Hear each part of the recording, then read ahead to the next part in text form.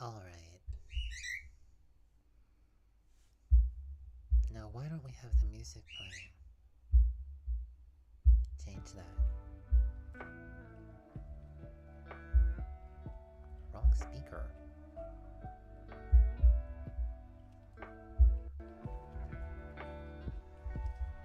That's better.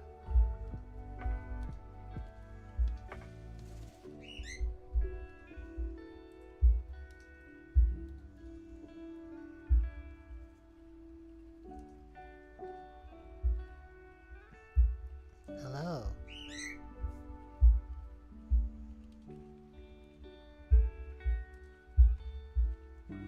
Welcome to day 5 of Violet, that's me, reads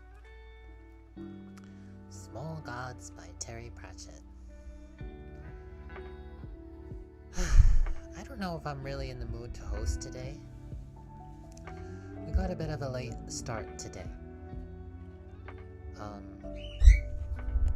Didn't sleep as well as we could have. We've really been pushing ourselves very hard when it comes to practicing, in particular Smash Brothers, which we just uninstalled yet again. Not for any bad reason. It's just to put a little distance between us and the game. We actually even tried to have the game removed from our Nintendo account so that we would have to rely on a cartridge, but Nintendo won't do it for you. Very strange. But, you know, exercises in self-control and all of that. So anyway, don't misunderstand me. No. Our relationship with Smash Brothers is better than it's ever been. And a lot of that comes from the fact that we've been working very hard on it. Improving our skill dramatically, to the point now where when we decide we're going to win, we tend to win. And that feels really good. It does. And today, I hope to win with you, so to speak,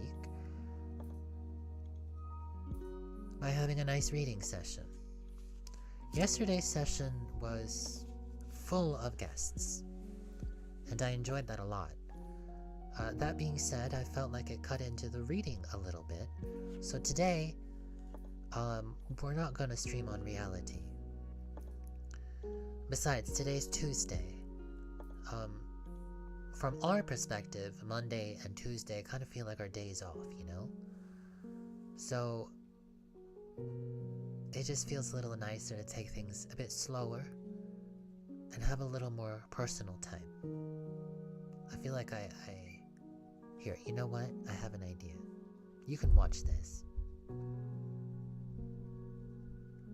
Watch.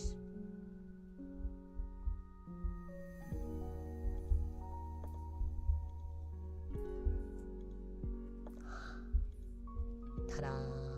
Yeah, did you know that was under there? I just put my hair up. Let's relax a little bit, right? Glad you're here. And now I know for a fact that the only ones of you who are here are with me on YouTube. And that means a great deal, actually, because chat's off. I don't have chat on at all. But I know you're still here, and you know that I'm here, and we're going to start soon. And by soon, I mean like right now. So are you ready?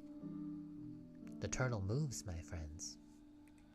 Did you see Little Frankie's post about that? The turtle. Turtle. Yeah, we're a little slow. And that's something that we've been called before. Somebody that I still hold a very dear place in my heart also once was kind enough to call us oatmeal. Oatmeal, why? Because oatmeal runs very slowly. Yeah. The turtle moves. Vorbis sat back, his expression unchanged. His expression seldom changed unless he wanted it to. The Inquisitor watched him in terror. Remember this? Where we were? Oh, poor Secretary Sasho. Maybe we should just skip ahead to the melons, right? Melons. Melons seem a lot more comprehensible than most things, don't you think? I really am very grateful for all of you who are here. Do you hear my birds making a fuss? Today, they just have leftover food. No fresh melons. I don't even know if they'd like fresh melons. We do give them fresh stuff sometimes, though. Not as often as they deserve, nor do we give ourselves fresh stuff as often as we deserve, and we should be changing that, I would say. In fact, I think after this reading is over for today, I'm gonna have a salad. How about that? After 20 minutes, Brother relaxed, and we're here on page 16 of Small Gods by Terry Pratchett, a wonderful one-off story set in the religious nation, desert nation of Omnia, just off the Klatchian coast. After 20 minutes, Brother relaxed. The siren voices of sensuous evil seemed to have gone away. He got on with the melons. He felt capable of understanding melons. Let's see, how about... oh my goodness. I'm trying to get the camera in a good spot. It's tricky.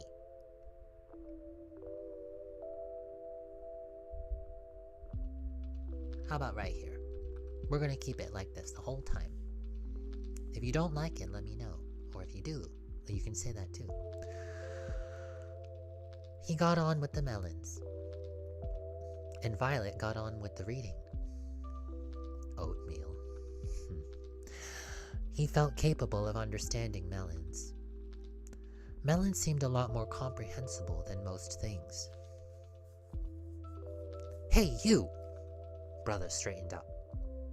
I do not hear you, oh foul succubus, he said. Oh yes you do, boy. Now what I want you to do is... I've got my fingers in my ears! Suit. Makes you look like a vase. Now, I'm humming a tune!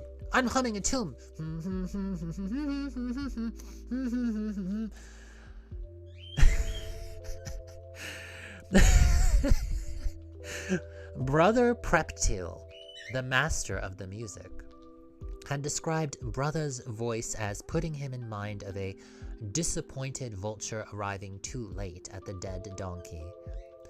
Choral singing was compulsory for novitiates, but after much petitioning by Brother Pratchett, a special dispensation, what is this word? Dispensation, there we are. After much petitioning by Brother Pratchett, the master of the music, a special goodness gracious, this word. Dispensation had been made for Brother. The sight of his big round face screwed up in the effort to please was bad enough. But what was worse was listening to his voice, which was certainly powerful and full of intent, conviction, swinging backward and forward across the tune without ever quite hitting it. I see. Have you seen that YouTube video, Never Gonna Hit That Note? It's a, shall we say, remix of an old favorite. Instead, Brother got extra melons. Oh, good. Up in the prayer towers, a flock of crows took off in a hurry at the very sound of Brother's oh-so-melodious singing. After a full chorus of, "He is trampling the unrighteous with hooves of hot iron," Brother unplugged his ears and risked a quick listen.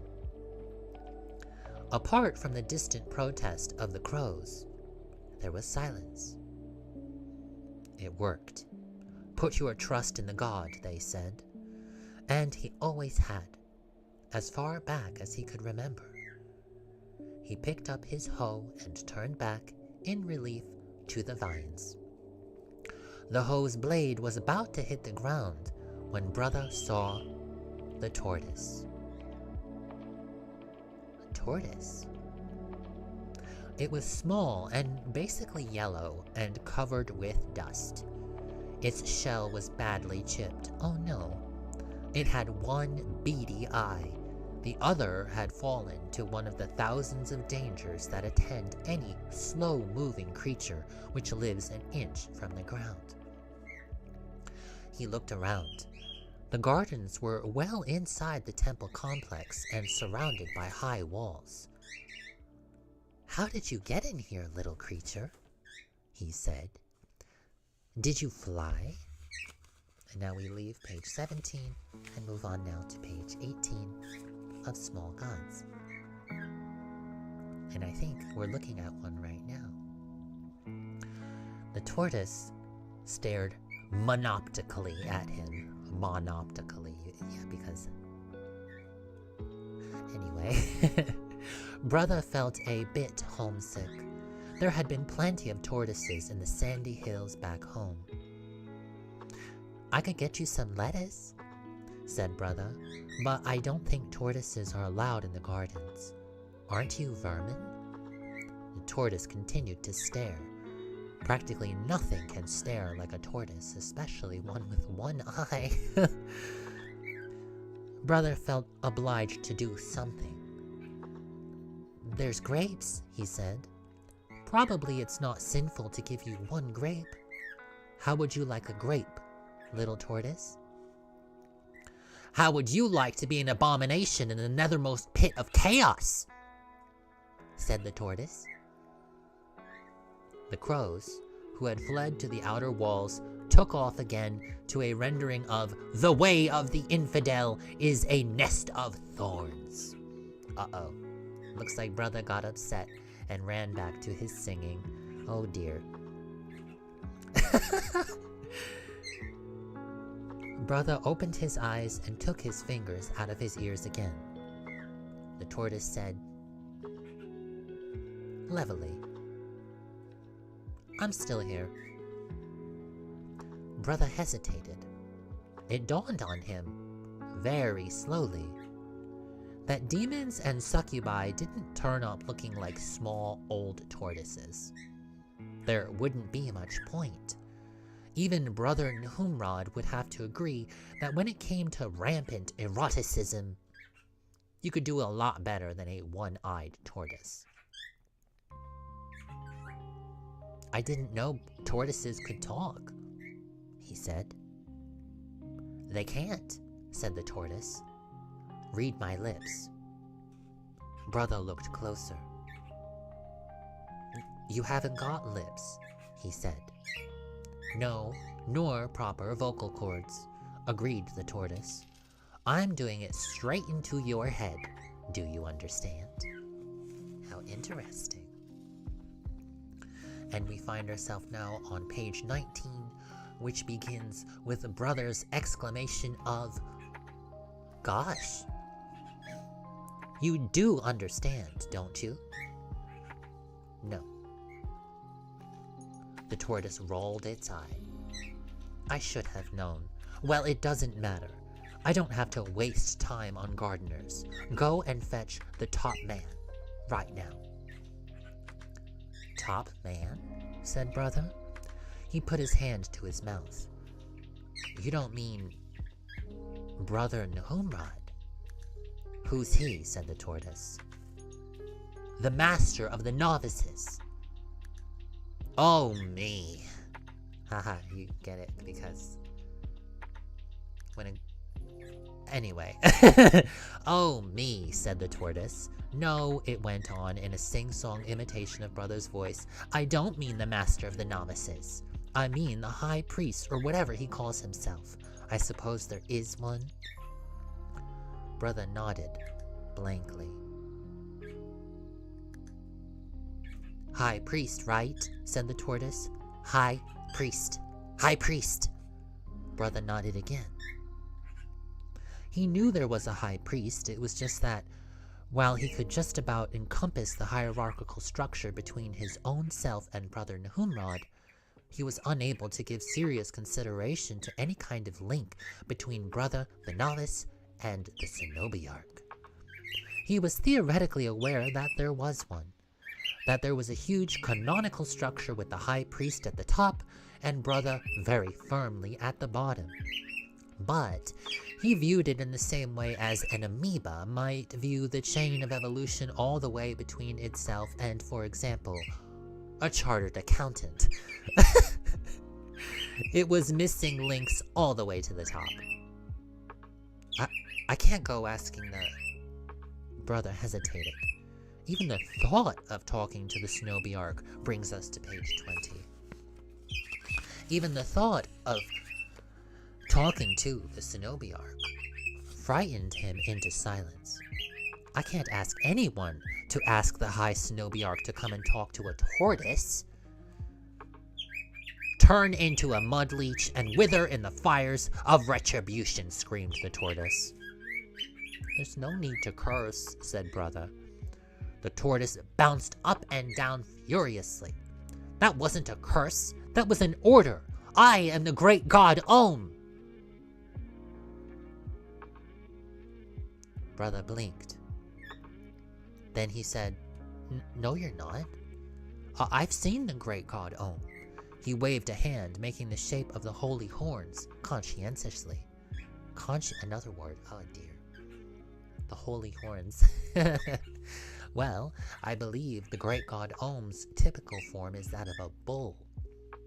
So, you know well, I've ever heard it said here in the United States, in certain contexts, the hook'em horns, or, you know, rock on, or even if you do it a particular way, it can indicate love.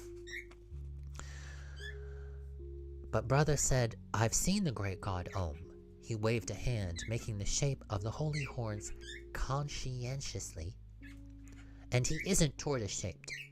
He comes as an eagle, or a lion, or a mighty bull.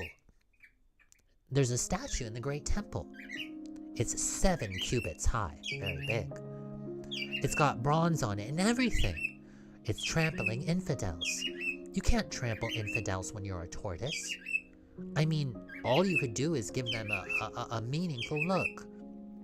It's got horns of real gold. Where I used to live, there was a statue 1 cubit high in the next village, and that was a bull too.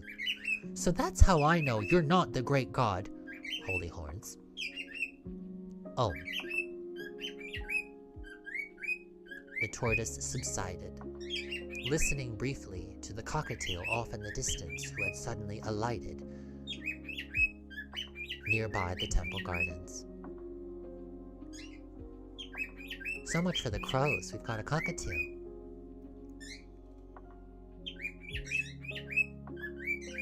Alright, how many talking tortoises have you met? It said sarcastically.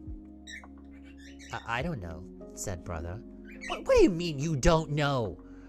Well, they might all talk, said Brother conscientiously. There's that word again. Demonstrating the very personal kind of logic that got him extra melons. Hey. I like that logic. Never make assumptions about the ability of others. Just because someone doesn't demonstrate an ability to do something doesn't mean they don't have that ability. They're not obligated to show you anything. So every single tortoise that Brother has ever met may indeed have had the ability to psychically, there's the word, psychically communicate with him. I told you, I'm sleepy today. There's no way I could host a stream. But I am glad for the very special few of you who are here with us live. Because there is a multitude of you. And I'm grateful for that. I hope you're enjoying yourselves, and I hope you're having a lovely day. Hi. Next time we'll have the chat on again. Anyway, how many talking tortoises? I don't know, Brother had said.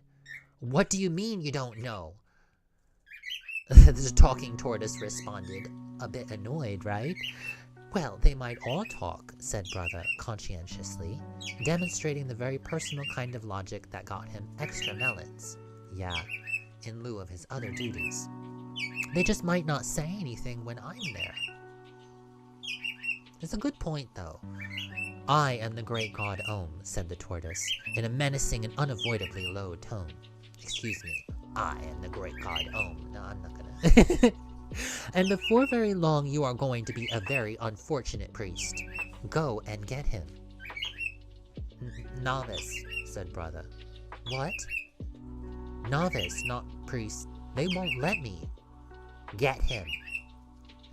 But I don't think the Cenobiarch even ever comes into our vegetable garden, said Brother. I don't think he even knows what a melon is. I'm not bothered about that, said the tortoise. Fetch him now, or there will be a shaking of the earth. The moon will be as blood. Agues and boils. Is it agues? A-G-U-E-S. How do you say that word? Am I saying it right?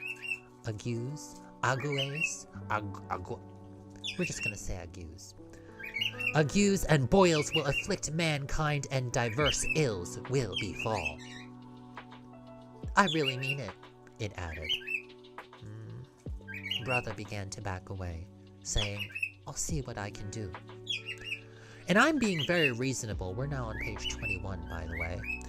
I'm being very reasonable in the circumstances, the tortoise shouted after him. You don't sing badly, mind you, it added, as an afterthought. I've heard worse, as Brother's grubby robe disappeared through the gateway. Puts me in mind of that time there was the affliction of plague in Pseudopolis, it said quietly as the footsteps faded. What a wailing and gnashing of teeth was there, all right, it sighed. Great days, great days. Interesting, huh? Well, Brother and the tortoise finally having a conversation. Do you think this tortoise is really who they say they are? The great god Ohm? And if so, why is the normally great god Ohm taking the appearance of such a small creature? Why not an eagle as normal, or a lion as normal, or why not a mighty bull, holy horns? Speaking of which, you might notice my own horns are missing today. You might not know this, but they actually are technically retractable. I'm just not feeling very horny today, okay? I hope you understand. Anyway. What do you think? Oh, by the way, do you remember? Denki? La da da da da da da da. They did it again today for us. We encouraged them to, and they were responsive to it. And, not just that, they did it again with a lot of, shall we say, zeal, with a lot of, shall we say, gusto. It was great. I was very happy about it. It was a very, shall we say, yatta moment. Do you know yatta? Yatta! It means like, yay. Or, we got it. We did it. Huzzah. Huzzah! Huzzah, adventure awaits. And adventure will await us again next time. We're leaving it now today on page 20.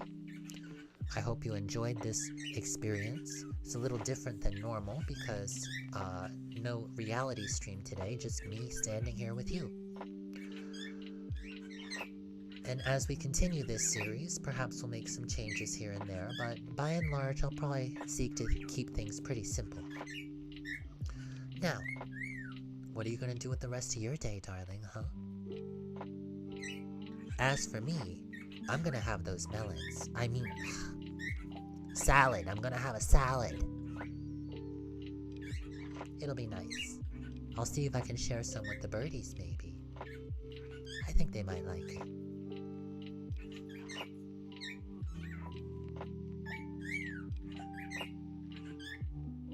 Really interesting to finally get the opportunity to see novice brother, and the so-called great god Om, the one-eyed tortoise,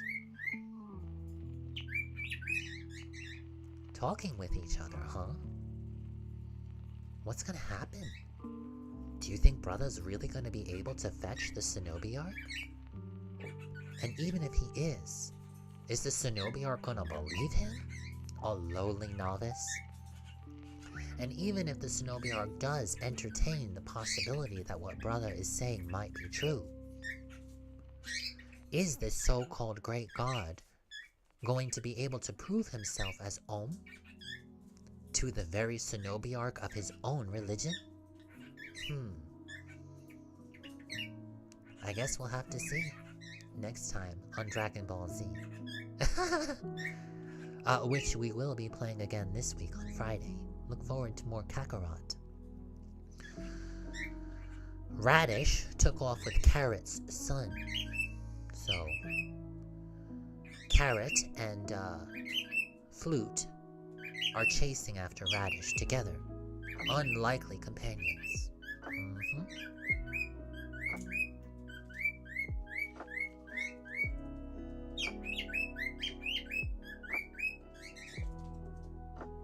I hope you have a good day. I really appreciate you joining today. Whether you're here live, those few of you who are, it's very special. Thank you very much. Arigato.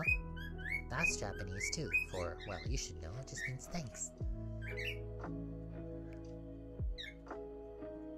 And also, to those of you watching the recording, that's very special to me, and I'm gonna...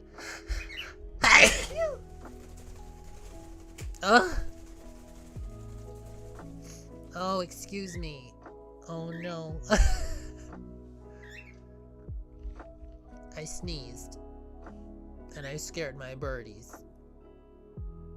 It's okay. Oh. That's normally when Callie would come out. But she hasn't been around much lately. You got to see her, actually. I think in the very first of these, wasn't it? Ugh, excuse me.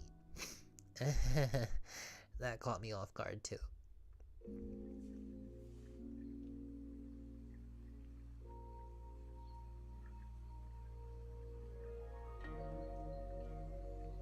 I love this music. Very grateful to Lo-Fi Girl. Lo-Fi Girl, that's Lo-Fi Girl. Beats to sleep/chill to, and I would say also read to. I hope you've been enjoying it. So look forward to more of it tomorrow, right? Sorry about the late start, if any of you happened to have been waiting ever so eagerly. I did not mean to leave you on tenterhooks. Oh. You didn't see this, but my birdie just tried to land on my head. I guess they have forgiven me for the sneeze. Okay, yeah. I love you, babies. Los quiero mucho. I think we're gonna share a meal together now. I hope you have a nice meal too. As I am sniffly. It's the spring, right? We were talking about that recently.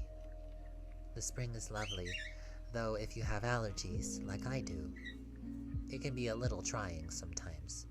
But that's okay. That's okay.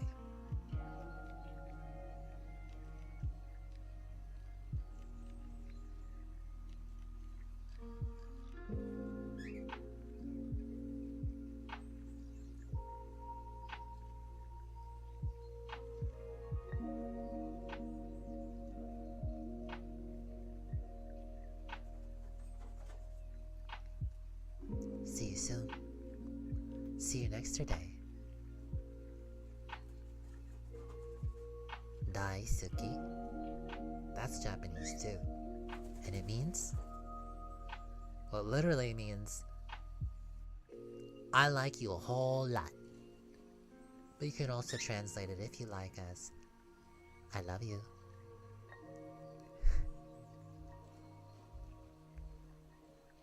See you soon. see you next day. 大好き、ダーリン。